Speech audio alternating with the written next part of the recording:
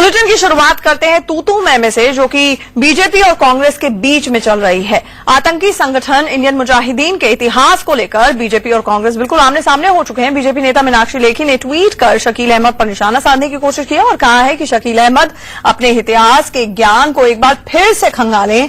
मीनाक्षी ने लिखा है कि सिमी का संगठन 1977 में हुआ था और आईएसआई की मदद से इंडियन मुजाहिदीन का गठन हुआ। आपको बता दें कि शकील अहमद ने कहा था कि गुजरात दंगों के बाद इंडियन मुजाहिदीन का गठन हुआ। आइए आपको दिखाते हैं शकील अहमद ने ट्वीट कर क्या कुछ कहा था। शकील अहमद ने कहा कि एनआईए अपनी चार्जशीट में कहती है कि इंडियन मुजाहिदीन गुजरात दंगों के बाद बनाया गया था, फिर भी बीजेपी और आरएसएस सांप्रदायिक राजनीति करने से बाज नहीं आ रहे हैं।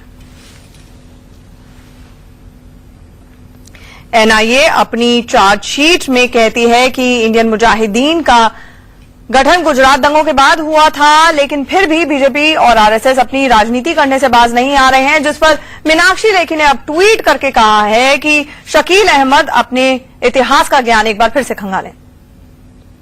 आपको बता दें कि यहां पर बड़ा सवाल यही है कि कहीं ना कहीं शकील अहमद का ये बयान, जिसने राजनीतिक गलियारों में तो हलचल मचा ही दी है, अपने आप में दुर्भाग्यपूर्ण क्या नहीं है। कहीं ना कहीं क्या शकील अहमद जस्टिफाई करने की कोशिश कर रहे थे कि चाहे गुजरात दंगे हुए उसके बाद किसी भी किस्म का बैकलैश जो हो सकता है वो अपने आप में वाजिब माना जाए।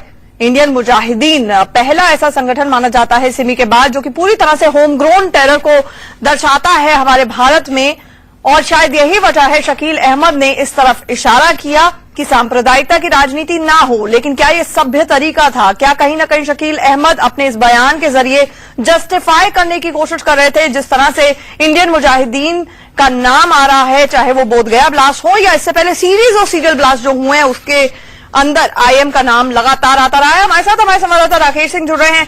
राकेश, जानना चाहेंगे पहले तो जो कहा शकील अहमद ने, कहा सो कहा, एक तरह से जो बयान देखा जाए जस्टिफाई करने की एक तरह से कोशिश कर दी इंडियन मुजाहिदीन को, भले ही बीजेपी पर निशाना साधा हो। अब बीजेपी भी उसी सुर में जवाब दे रही है, तो फर्क क्या है आखिरकार?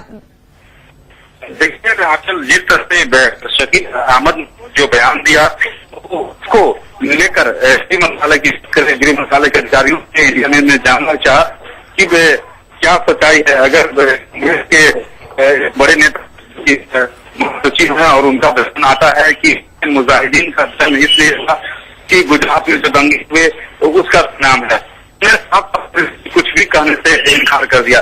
लेकिन आज जिस तरह से बीजेपी ने इस मामले को लेकर प्रतिक्रिया की है और जिस तरह से बातें कही हैं वो काफी गंभीर है। लेकिन बड़ी बात यह है क्योंकि आतंकवाद को लेकर जिस तरह से राजनीति की जा रही है वो एक एजेंसियों के लिए, खुफिया एजेंसियों के लिए, सुरक्षा एजेंसियों को जो है मोरल डाउन करती है। जी राकेश, थोड़ा सा आपकी आवाज आने में दिक्कत हो रही है, हम फिर से आपके पास अपडेट के लिए लौटेंगे। फिलहाल आप हमारे साथ जुड़े, आपका बहुत बहुत शुक्रिया।